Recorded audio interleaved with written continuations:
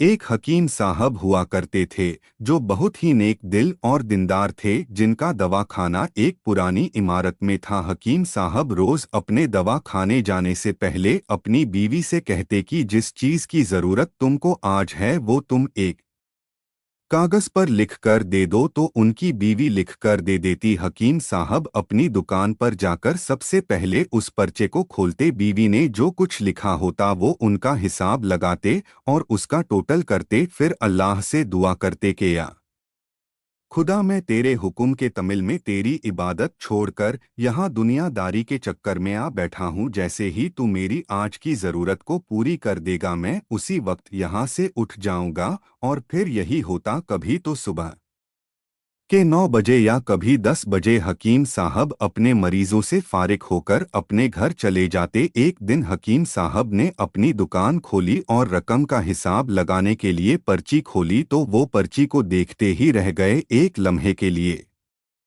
तो उनका दिमाग घूम गया, उनको अपनी आंखों पर विश्वास नहीं हो रहा था। लेकिन जल्द ही उन्होंने अपने आप पर काबू पा लिया। उस पर्चे पर आटे दाल के अलावा उनकी बीवी ने लिखा हुआ था बेटी के दहेज का सामान। हकीम साहब कुछ देर सोचते रहे, फिर सब चीजों की कीमत लिखने के बाद दहेज के सामान के सामने लिख दिया कि ये खुदा का काम है और खुदा ही जाने। फिर वो अपने काम में लग गए। एक दो मरीज आए थे जिनको हकीम साहब ने दवा दे दिया। उसी वक्त उनकी दुकान के सामने एक बड़ी सी कार आकर रुकी, लेकिन कार के आने या कार के अंदर कौन है उनको हकीम साहब ने कोई तवज्जो नहीं दी, क्योंकि कई कार वाले भी हकीम साहब के पास अपना इलाज करवाने आते रहते थे। ये सब तो रोज का काम था। जब सारे मरीज अपनी दवा लेकर चले गए तो कार वाले साहब कार से बाहर निकले, हकीम साहब को सलाम किया और जाकर उनकी दुकान में बैठ गए। तो हकीम साहब ने कहा कि अगर आपको कोई दवा लेनी है तो यहाँ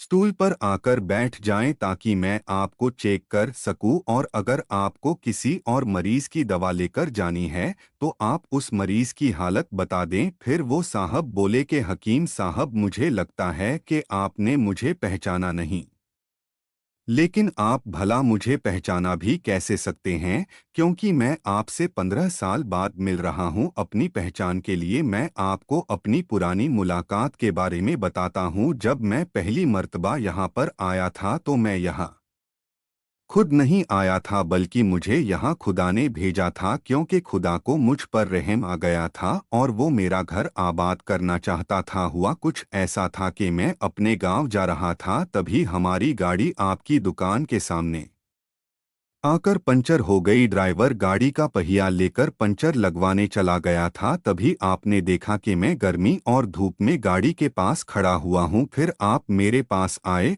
और दुकान की तरफ इशारा करके कहा कि आप अंदर आकर बैठ जाइए। तो मैंने आपका शुक्रिया अदा किया और कुर्सी पर आकर बैठ गया। ड्राइवर ने कुछ ज्यादा ही देर लगा दिया था। एक छोटी सी बच्ची भी मेरे पास खड़ी थी और बार बार कह रही थी कि मुझे भूख लग रही है, और आप उस से कह रहे थे कि बेटी थोड़ा सब्र करो, अभी थोड़ी देर में चलते हैं। मैं ये सोच रहा था कि मैं आपके पास इतनी देर से बैठा हूँ, लगता है मुझे आपसे कोई दवा खरीदनी चाहिए ताकि आप मेरे बैठने को ज़्यादा महसूस न करें। मैंने कहा कि हकीम साहब, मैं इंग्लैंड में रहता हूँ, वहाँ गए हुए मुझे 6 साल हो चुके हैं। जाने से पहले मेरी शादी हुई थी, लेकिन आज तक मेरी कोई औलाद नहीं है। मैंने हर जगह इलाज करवाया, लेकिन अब सिर्फ मायूसी है। आ ने कहा कि मेरे भाई, तौबा अस्तगफार पढ़ो और अपने रब से मायूस ना हो। याद रखो, उसके खजाने में किसी चीज की कमी नहीं। कर औलाद, माल, गम, खुशी, जिंदगी और मौत सब उसी के हाथ में है। किसी डॉक्टर के हाथ में शिफा नहीं होती और ना किसी दवा में शिफा होती है। अगर शिफा मिलती है तो वो खुदा के हुक्म से मिलती है। औलाद देनी है तो वही देने वाला है। मुझे याद है कि आप बातें भी कर रहे थे और साथ पुड़िया भी बनाते जा रहे थे। सारी दवाएं आपने 2 हिस्सों में करके उन्हें अलग अलग लिफाफों में रख दी। फिर आपने मुझसे पूछा कि आपका नाम क्या है। मैंने कहा मेरा नाम अफजल है। आपने एक लिफाफे पर अफजल लिखा और दूसरे लिफाफे पर बेगम अफजल लिखा। फिर दोनों लिफाफे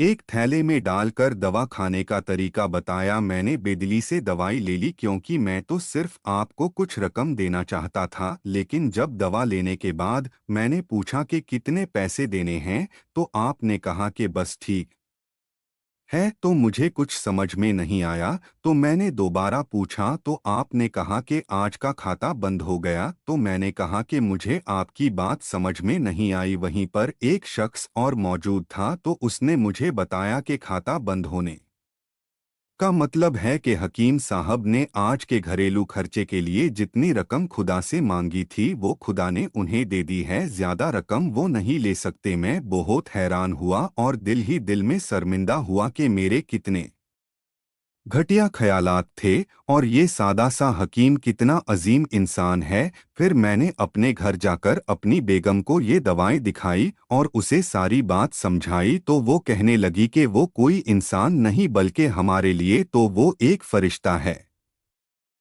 मुझे यकीन है कि उनकी दी हुई दवा हमारे लिए फ़ायदेमंद साबित होगी। हकीम साहब, आज मैं 3 बच्चों का बाप हूँ। खुदा ने आपको हमारी मदद का वसीला बनाया। हम हमेशा आपके लिए दुआ करते हैं। जब भी मैं अपने गांव छुट्टी पर आया तो हर बार मैं आपकी दुकान पर आया, लेकिन मुझे हमेशा आपकी दुकान बंद ही मिली। मैं कल दोपहर को भी आया था, लेकिन आपकी दुकान कल भी बंद थी। वहीं एक आदमी खड़ा था, उसने कहा कि अगर आपको हकीम साहब से मिलना है तो आप सुबह 9 बजे आ जाए, वरना उनसे मिलना मुश्किल है। इसलिए मैं आज आपसे मिलने सुबह सुबह आया हूँ। जब 15 साल पहले मैंने आपकी दुकान में आपकी छोटी बेटी देखी तो मैंने बताया था कि उसे देखकर मुझे मेरी भांजी याद आ रही है। मेरी भांजी की शादी इस महीने में ही होनी थी। उसकी शादी का सारा खर्च मैंने अपने जिम्मे लिया था। मैंने उसे पैसे भिजवाए थे कि वो अपनी मर्जी की चीजें खरीद ले। उसे बुखार था, लेकिन उसने किसी को डोट नहीं बताया। वो बुखार की दवाइयाँ खाती रही और घूमती रही। फिर एक दिन वो बाजार में बेहोश होकर गिर गई। अस्पताल ले जाने के बाद पता चला कि उसे बहुत तेज बुखार है और वो बेहोशी की हालत में ही दुनिया से चली गई।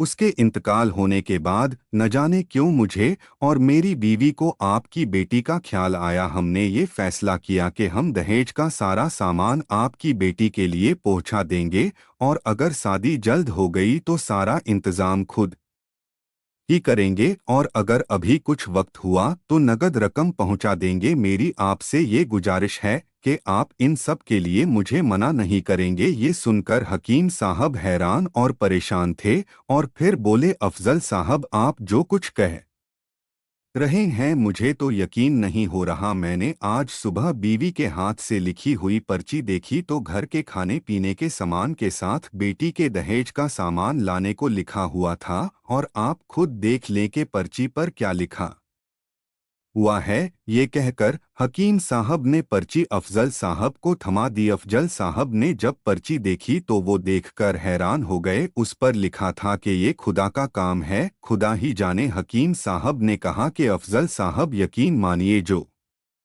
भी मेरी बीवी ने पर्ची में लिखी हो, आज तक ऐसा नहीं हुआ कि उन सब चीज़ों को लाने का बंदोबस्त नहीं हुआ हो। आपकी भांजी की वफात का मुझे बहुत अफसोस है, लेकिन मैं उस पाक रब की कुदरत पर हैरान हूँ कि जो हमें क्या क्या मोजेजे दिखाता है। इस तरह हकीम साहब की बेटी के दहेज के समान इंतजाम होता है और बड़े धूमधाम से उनकी बेटी की शादी हो जाती है। एक सीख हम सब लोग के लिए। दोस्तों, ये कहानी तो यहीं पर खत्म हो जाती है, मगर इसमें हमारे लिए सबक ये है कि अल्लाह ही पर भरोसा करना चाहिए और अल्लाह से कभी ना उम्मीद नहीं होना चाहिए, क्योंकि अल्लाह फरमाता है कि मायूसी गुनाह है। तुम मुझ पर यकीन करके तो देखो।